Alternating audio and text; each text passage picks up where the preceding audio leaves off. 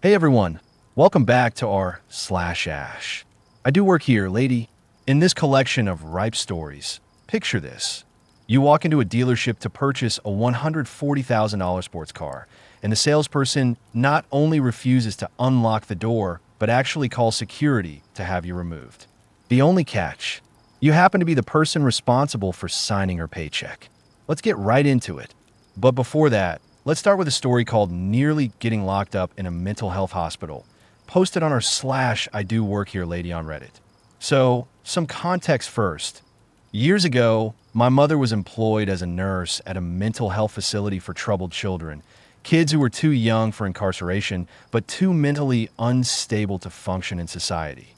One of them, for instance, was housed in a room where the walls were padded with mattresses. Anyway, one particular day, while my mother was on duty, a blood-curdling scream rang out and every nurse on the floor came running. As I mentioned, these children were deeply disturbed and prone to harming themselves or others, so everyone rushed over to assess the situation. Fortunately, the culprit turned out to be nothing more than a spider. It obviously had to be removed since it was causing a commotion, but nobody was willing to do it. My mother volunteered, scooping it up in a cup and carrying it outside. Once out there, she set the cup on a bench, sat beside it, and began talking to the spider. Now, my mother is a committed vegetarian who has a deep love for all living creatures. So she was saying things like, I really don't understand why people are so afraid of you. As you might imagine, this looked highly suspicious to an outside observer. A security guard approached and began asking her some routine questions. Another thing worth mentioning is that my mother has a very youthful appearance. So the guard assumed she was one of the patients who had somehow slipped out and was now sitting outside having a conversation with the spider. When she tried to clarify the situation, the guard requested her ID, and she realized she had left it inside. She told him as much, and thankfully he walked her over to the reception area and asked the receptionist, "Does this woman actually work here?" The receptionist glanced at my mother, then back at the guard, and replied, "She does work here." I think that response only irritated the guard further, but he had no real choice and had to let her go.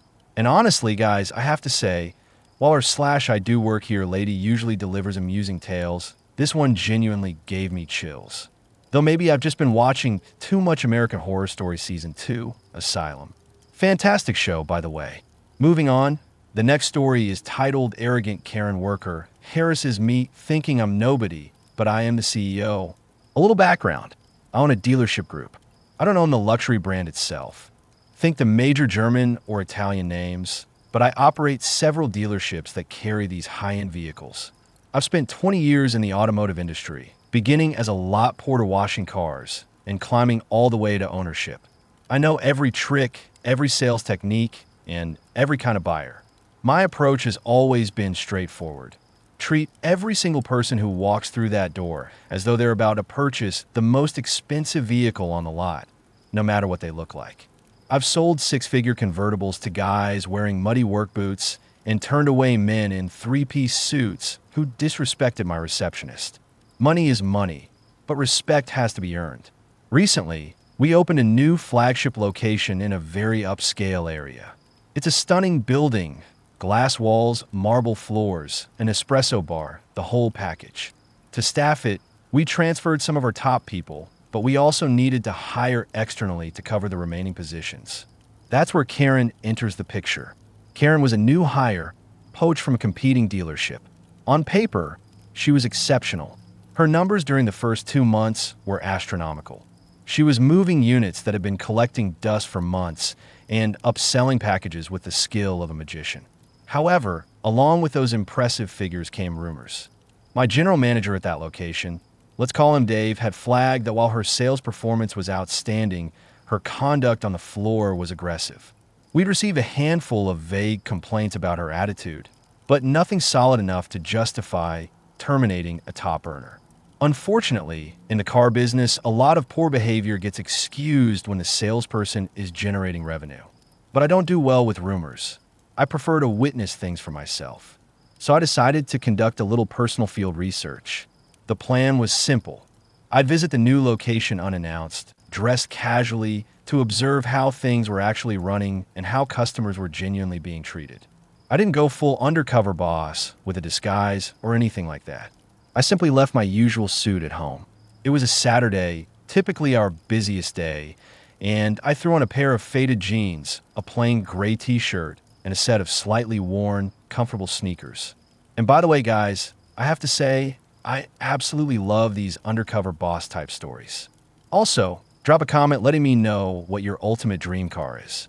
As most of you are aware, I'm not exactly a car enthusiast, so my dream vehicle, let's phrase it that way, would be a Kawasaki Ninja H2R. Tell me yours in the comments. Anyway, I tend to look younger than my actual age, and without a tailored suit and a nice watch, I certainly don't project the image of someone who owns a multi-million-dollar business. I probably look more like a guy there to drop off lunch or pick up a part for a beat-up old sedan. I drove my wife's station wagon and parked it on the street so the valet wouldn't spot me. I walked onto the lot and just began browsing, curious to see how long it would take before someone acknowledged me. Our standard is that every customer should be greeted within 2 minutes of arriving. I wandered around the front section for roughly 5 minutes. Nothing. Through the glass walls, I could see salespeople clustered together inside, laughing and sipping coffee. And there was Karen. She was easy to identify, impeccably dressed, standing with a posture that radiated authority, holding a tablet like it was a weapon. She glanced out at me, and we briefly made eye contact. Then she turned her back. Strike one. I decided to push things along. I walked into the showroom. The air conditioning hit me immediately, along with the rich scent of premium leather and polished flooring, a smell I genuinely love.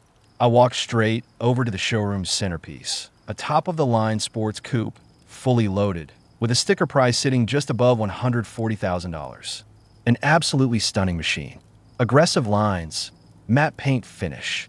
I began studying the Windows sticker, reading through specs I already knew by memory. That's when Karen made her move. She didn't come over with a smile or an outstretched hand. Instead, she approached with a sharp, clicking stride and stopped about 3 feet away, arms folded across her chest. "Can I help you find the exit?" she asked. Not, "Can I help you find a car?" Not, "Welcome to the dealership." I looked up, keeping my expression neutral. "Actually, I'm looking at this coupe. The new engine specs are pretty impressive." She let out a short, sharp breath that was almost a laugh, then looked me up and down, her gaze lingering on my sneakers and t-shirt with undisguised contempt. She had clearly written me off as a window shopper who had no business being there. "This vehicle," she said, stretching out the word as though addressing someone slow, "is kept locked to avoid interior damage." "I understand," I replied. "I'm interested in purchasing it.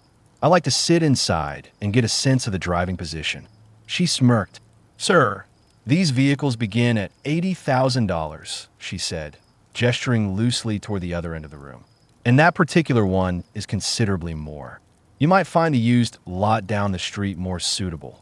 They have financing arrangements that could better match your circumstances." Anger flared up in me, but I pushed it back down.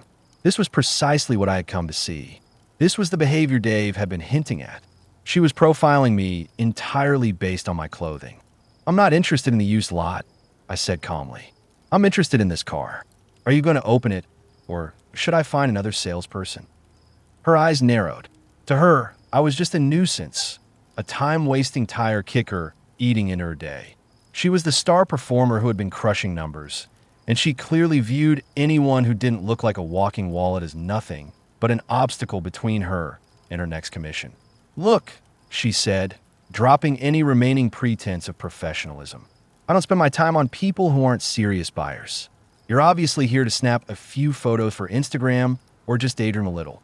We have actual clients scheduled today, people who can genuinely afford these cars." "I'm a serious buyer," I said, my voice firming slightly, "and I'd like to arrange a test drive." "Absolutely not," she snapped. "We don't offer joy rides. Test drives are reserved for pre-qualified buyers only. Unless you want to run a credit check right now and provide proof of income, you're not getting near those keys. Now, while we do screen buyers before high-end test drives to limit unnecessary mileage, we train our staff to handle it with courtesy. Ask for a license, have them take a seat, discuss numbers first." We do not demand proof of income while standing in the middle of a showroom floor before the car door has even been opened. You're refusing me service because of how I'm dressed. I asked. I'm refusing you service because I know how to spot the fakes, she said loudly. I've been in this industry long enough to recognize when someone is wasting my time. And you, sir, are exactly that. By now her voice had drawn attention. A few other customers were glancing over. One of the younger sales reps, a guy named Daniel, who I had personally hired about a year ago, looked up from his desk with a puzzled expression. He didn't immediately recognize me. We'd only crossed paths a few times, and I was usually in a suit. But he looked uncomfortable. Is there a problem here? Daniel asked, beginning to rise from his seat. No, Daniel, sit down, Karen commanded. I'm handling this. This gentleman seems to think he can just walk in off the street and ride the inventory. She turned back to me. I'm going to ask you to leave. You're loitering. I'm not leaving until I speak with a manager, I said. I want to see just how far she would take this. The manager is occupied with real customers, she said. He doesn't have time for this either. She reached for her radio. Security to the showroom floor. I have a disruptive individual refusing to vacate the premises. She was actually summoning security to have me escorted out. She was now broadcasting loudly to the nearby staff, making comments like, unbelievable, the nerve of some people, and this is exactly why we need a dress code at the door. I held my ground. You're making a serious mistake, I told her. The only mistake was yours, thinking you could come in here and fool me, she shot back. I can smell a broke loser from a mile away. That was the line. That was the moment she sealed her fate. Not just a refusal of service, but a personal insult. 2 minutes later, the security guard walked in. It was Bill. Bill has been with my company for 5 years. Former military, a big guy, but genuinely one of the kindest people you'll ever meet. We talk football every time I visit the locations he covers. Bill walked up looking serious, hand resting on his belt. What's the situation here, Karen? This man, Karen said, extending a manicured finger toward my chest, is refusing to leave. He's been harassing me and attempting to access the locked vehicles. Remove him. Bill turned to look at the so-called troublemaker. He scanned my sneakers, my jeans, then my face. He froze. His eyes went wide. His entire posture shifted from security mode to something closer to terrified respect in a fraction of a second. Mr. Opie, Bill said, his voice catching slightly. Karen rolled her eyes. Don't bother with names, Bill. Just escort this loiterer out. Bill paid her no attention. Sir, I wasn't aware you'd be coming in today. Is everything all right? Karen paused. She looked at Bill, then at me. The confidence was beginning to crack, but she still hadn't pieced it together. She just thought Bill was acting strangely. Everything's fine, Bill, I said, my voice calm, but carrying clearly across the now silent showroom. I was simply trying to buy a car, but apparently I can't afford one. At that moment, the door to the glass office at the back burst open. David, the general manager, had finally clocked the commotion, or perhaps spotted the security guard moving through the floor. He came rushing out. David is sharp. He took in the scene instantly. Me, dressed like a dad on a weekend errand, Karen pointing a finger at me, and Bill standing there looking pale. David knows me well. We play golf together. Boss, David said breathlessly as he reached us. Opie, what's going on? The silence that followed was total. You could literally hear the hum of the refrigerator in the espresso bar on the other side of the room. Karen's expression didn't just change, it collapsed. Her jaw went slack and the color drained from her face so rapidly I genuinely thought she might pass out. The hand she'd had half raised to point at me lowered slowly to her side. Boss, she whispered. I turned to David. Good morning, David. I decided to swing by and check in on a news store. I didn't give advance notice because I wanted to observe how a typical Saturday actually runs. David looked from me to Karen and immediately grasped the situation. He read my face. He read the terror on hers. I see, David said, straightening his tie. And how are things running? Well, I said, turning back to Karen. I found a car I was interested in, this coupe here, but Karen suggested I'd be more at ease at the used lot down the street. She also let me know she doesn't bother with customers who aren't serious buyers. Karen made a noise somewhere between a gasp and a squeak. I didn't know. I thought you thought I was nobody. I finished for her. You assumed that because I wasn't wearing a suit, I wasn't even deserving of basic human decency. You profiled me. You insulted me. You refused to perform the job you're paid to do. And then you attempted to have the owner of this building thrown out by his own security guard.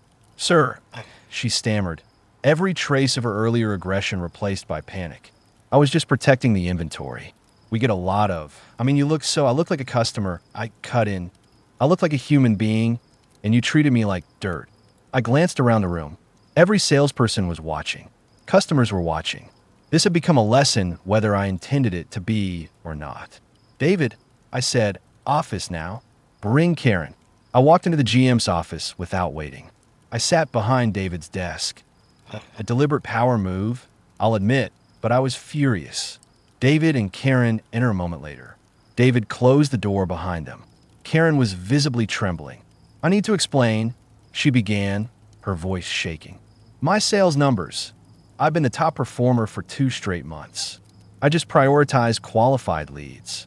I made an error in judgment, but your track record is meaningless if you're actively driving away business, I said. How many other people have you turned away? How many other men in jeans have you redirected to the used lot? Do you have any idea who buys these cars, Karen? Tech founders, contractors who run construction companies, people who have no interest in dressing up to impress a salesperson. I leaned forward. I came here specifically because I've been hearing things about your conduct. I heard you were aggressive. I heard you were rude. I wanted to give you the benefit of the doubt. I wanted to believe it was just jealousy from other staff, but you validated every single rumor within 5 minutes of me walking through that door. I was testing your customer service, and you failed completely. I can change, she pleaded. I'll approach everyone differently from now on. Please, I need this position. I don't believe you can, I said. That contempt you showed out there isn't a sales strategy. It's a character flaw. You judged me, you mocked me, and when I calmly requested a manager, you escalated it to security. You're a liability to this company. I looked over at David. He gave a single nod, understanding exactly what came next. He opened his desk drawer and produced a termination form. Whether he had it ready for someone else or just kept them on hand, I couldn't say. Karen, David said, his tone professional but devoid of warmth. We are terminating your employment effective immediately for cause, insubordination, and violation of our code of conduct governing customer interactions. You can't do this, she said, tears beginning to well up. I sold 4 cars last week, and you just tried to have the man who signs your paycheck thrown out by security, David replied flatly. Hand over your tablet and your badge. She looked at me one final time, searching for some sign of leniency. I held her gaze without expression. The used lot down the street is hiring, I said, mirroring her own words back at her. Maybe you'd be more comfortable there. She set her badge on the desk, turned, and walked out.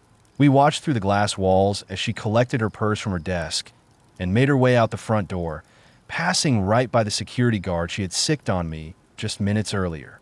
The fallout was swift. David and I gathered the remaining staff right there on the showroom floor. I introduced myself properly to everyone who hadn't met me before. I apologized for the disruption, but I made my position absolutely clear. We do not judge books by their covers here. If a teenager walks in on a skateboard, you show him respect. If a man walks in covered in drywall dust, you offer him a coffee. You never know who you're standing in front of. As it turned out, Karen had been making life difficult for the rest of the team as well, poaching clients and bullying the junior sales reps. The energy in the dealership shifted noticeably the moment she was gone. Daniel, the young rep who had tried to step in, approached me afterward. I'm sorry I didn't intervene sooner, sir, he said. You tried, Daniel, I told him. You were the only one who came over and asked if something was wrong. That matters. I ended up giving Daniel the spot Karen had vacated. He's not as aggressive as she was, but his customer satisfaction scores are flawless, and he's consistently selling cars because people genuinely enjoy dealing with him. As for the car, I didn't end up buying it that day. I drove my wife's station wagon home. But the following week, I went back and took it for a spin wearing a full suit, just to remind myself that the car performs exactly the same regardless of what you're wearing. It was a stressful Saturday, but watching the color drain out of Karen's face the moment the security guard addressed me as Mr. made every second of it worthwhile. It's a familiar kind of story, I know, but living it was the most satisfying moment of my entire career. The moral is a simple one: be kind to everyone. You never know when the guy in the t-shirt is the one who owns the building you're standing in. The next one is another great "I do work here" lady story, titled "I Can Wait, But So Will You." And by the way, drop a comment letting me know if you enjoy these kind of stories. So, I was working at a bar that had a major event coming up one day. I showed up an hour before opening to begin my shift and was already greeted by a line of around 50 people outside. What a delightful surprise. As I was making my way through the crowd, a man in his 50s rather aggressively blocked my path and even knocked me off balance a bit. He told me to wait in line like everybody else. I attempted to explain that I was staff, but he wasn't interested in hearing it. I'm on the smaller side, and he definitely wasn't, and I couldn't even see the bouncer through the glass front to signal him to open the door. So I just stayed put. The group surrounding this man began throwing out loud, passive-aggressive remarks about people who think they're entitled to cut in line and how embarrassing it must be to just stand there after being called out, all of which I tuned out completely. Then one of my regulars tapped me on the shoulder. "Hey, aren't you working tonight?" "Yeah," I said, "but these people won't let me through and I'm too short to catch the bouncer's attention." So I figured if they wanted to make me stand in line and delay the start of my shift, they could wait a little longer for their drinks too. I'll just get my prep work done once I finally made it inside.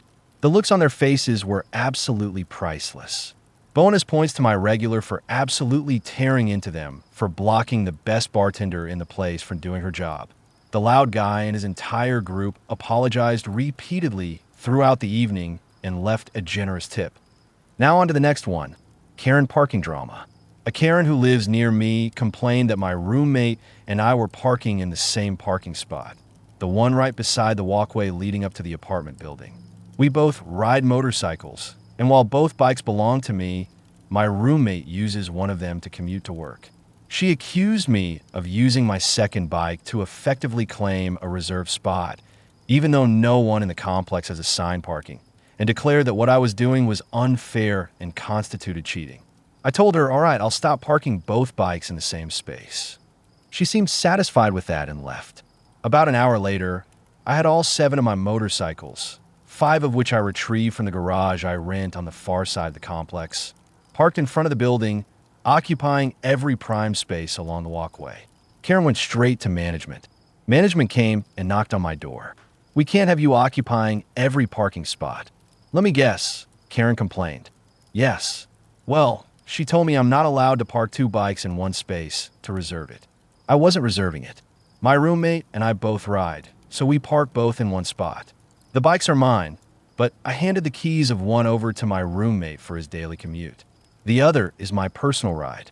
We've been sharing one space out of consideration for the other residents. I was simply demonstrating what happens if I'm required to take up one space per bike. The other 5 are normally stored in a separate parking bay in my garage, bikes I don't ride regularly. The apartment manager said, "I understand your point and I'll have a word with her. Please return the other 5 to the garage." "No problem," I said. It's been several weeks and I haven't heard a peep from Karen. Edit: since a number of people seem to be filling in details that aren't in the story and then getting upset about the details they imagined, let me clear a few things up. This happened at 1 o'clock in the afternoon on a day when both my roommate and I had the day off. The majority of residents are at work during that time. Furthermore, due to the specific layout of the complex, there are only 2 apartments per walkway on my side of the building compared to 4 on the other side because of the upper level. The building is built into a hillside. Most residents park on the opposite side, which means the spaces in front of my section are nearly always open except very late at night. How exactly do you think I managed to fill 7 consecutive spots with 7 motorcycles if the lot had been full? Take a moment to think about it before assuming facts that were never stated just because you're looking for something to be annoyed about. Both bikes are out of the complex at the same time for at least 4 hours every day. It wasn't something we planned. My roommate just happens to get home between 3 o'clock and 4 o'clock in the afternoon and gets first choice of spots then. We could also both be driving cars instead of motorcycles, which would take up 2 full spaces rather than 1. And I could simply choose not to rent the garage and park all 7 out front, pushing everyone else into overflow. But I don't. The garage is already past the overflow lot. It's not reasonable to expect me to always park there and walk even further just because you'd rather not park beside my bikes or walk an extra 2 feet to reach the building entrance. The next story is titled Insane. Karen blocks parking in front of the emergency room because she knows the hospital owner. I own a hospital in a fairly busy city in Pakistan. Given our location, we see extremely hectic days packed with patients seeking care. I've put a great deal of effort into building this facility into something truly excellent, and through that work, we've become the top trauma center in the entire city. That means when someone is in critical condition and needs emergency surgery, the ambulance will generally bring them to us. I consider the work of improvement never truly finished. There are always more people to help and more lives to save. One recent initiative I implemented was relocating the ambulance bay closer to the entrance and adding a direct door so that patients could be transported straight from the ambulance into a trauma room without delay. It's made a real difference in patient outcomes, since in certain situations, every second truly is the difference between life and death. On this particular day, things were already difficult. A bug had been spreading through the hospital and taking staff out one by one. We were running on a skeleton crew, particularly in the nursing department, and I was rushing around trying to keep everything from falling apart. Normally, we have someone stationed outside to help direct vehicles and ensure the ambulance bay stays clear. But security was also shorthanded that day, so only one newer staff member was posted outside.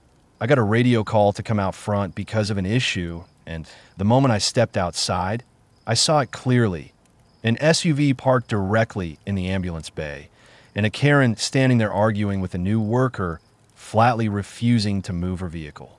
I stepped in to handle it directly, and to make things worse, an ambulance was already inbound and needed that exact spot. Me, you need to move that car. This is an ambulance bay. No parking. Move it right now. Karen, oh my God, another idiot. I'm just running inside to grab a coffee. I know the owner of this place, and he's perfectly fine with me parking here. Me, I own this hospital, and I'm telling you to move your car immediately for this ambulance. Karen, you're a filthy liar. I know the owner personally, and he told me I could park here. Me, do you not see that the paramedics are struggling to get a patient inside right now because your car is in the way? She actually shrugged, visibly indifferent, and walked right past me. I couldn't physically detain her, but I had already contacted security, and the police were on their way. Security intercepted her at the hospital entrance and refused her entry. Meanwhile, the patient was in critical condition. Without going into the specific medical details, I can say he was close to death, and the additional time lost getting him inside, directly because of her car, caused his heart to stop during that window. I was managing both situations simultaneously when I heard another commotion. Karen was trying to force her way past security at the entrance. They were, frankly, being more patient with her than I would have been, telling her she couldn't enter until she moved her car. She responded by screaming that she was being discriminated against and threatening to sue the entire hospital. A hospital is a public place. You cannot deny me entry, she shouted. Security replied, this is a privately owned facility, and while we don't turn away patients, you've already stated you're only here for a coffee. Until that car is moved, you cannot come inside. I suggest you leave and find a coffee shop elsewhere. To this day, I've never understood why she didn't simply go to one of the dozens of other options nearby instead of fixating on the Starbucks inside the hospital. The police arrived, and I explained the full situation. I needed the car removed and Karen removed from the property, given her behavior. I didn't trust her inside the building since she had no medical need to be there, and security was still struggling to manage her. By this point, she was screaming about suing everyone and declaring she'd become the new owner of the hospital. She even argued that her need for coffee was more pressing than the patient's need for emergency care, suggesting he would probably die anyway. I was livid, but one of the officers got to her before I could. Ma'am, this is a hospital, a place of healing. I will not allow you to go inside and disrupt that with your behavior. If that patient dies, I can tell you that you will be arrested in connection with it. You were ordered to move your car and refused. We will now have it moved for you and towed. Karen agreed to move it herself, but instead found herself in handcuffs, arrested for obstructing emergency services and disorderly conduct. Given the location, a tow truck arrived quickly and the car was removed. We were fortunate no additional ambulances came during that window.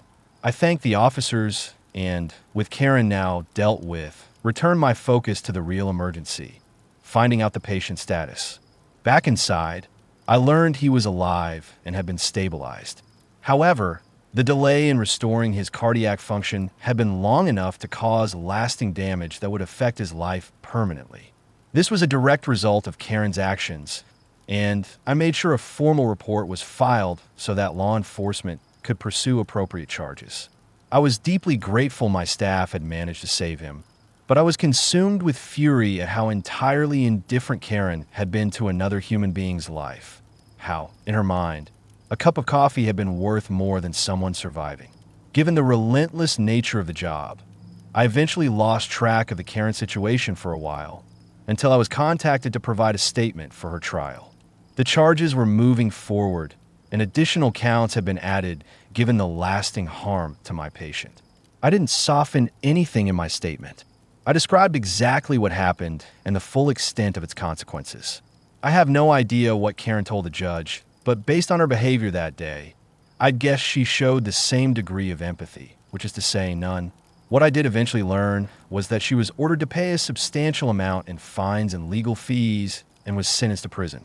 I don't know how long she'll be there, but she is one person I sincerely hope never crosses my path again. It's been about a year, and occasionally when I stop by the hospital Starbucks for a coffee, I still find myself wondering what she had been planning to order, and how she could have possibly believed it was worth more than a person's life. And the final story is another I do work here lady entry, titled, I am interviewing you right now. So, I'm a woman. At the time this happened, I was in my late 30s. A couple of years ago, I was managing a manufacturing facility, a small operation with a modest number of employees. We were in the middle of hiring, and I had set up appointments through Indeed. The listing explicitly stated that you would be interviewed by me and included my very clearly, unmistakably feminine name. The candidate I had scheduled arrived, and I brought him into my office, which has a large glass window overlooking the shipping room. I was in the middle of the interview. He was around 24 years old or so, and he kept glancing over my shoulder toward the shipping floor. I asked, "Is everything okay?" And he replied, "When does the interview start?" I said, "I'm interviewing you right now." He then pointed at my very young-looking, early 20s male shipping employee and asked, "Who's that?" I said, "That's Chris." He went on, "Isn't he going to be the one interviewing me?" Once again, I said, "I'm interviewing you right now." That was followed by, "Thanks for coming in. We'll be in touch." On his way out, he walked over to Chris and said something to him. After he left, I asked Chris what he'd wanted. Apparently, he'd asked Chris why a man hadn't been conducting the interview. And that's a wrap. Ripe stars. Thanks for watching, and I'll see you next time.